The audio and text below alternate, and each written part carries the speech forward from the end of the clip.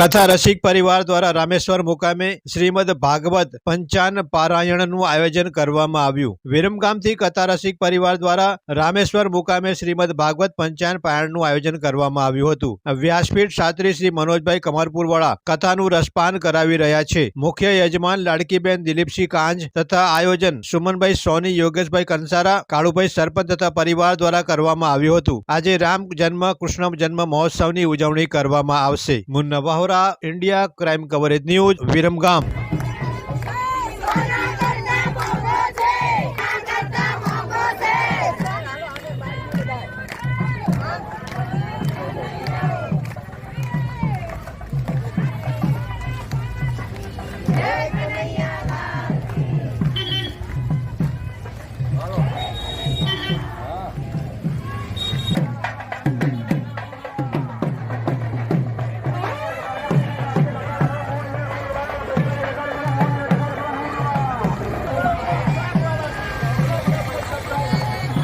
Vote राखो, vote पड़ी गयो, वोट पड़ी गयो।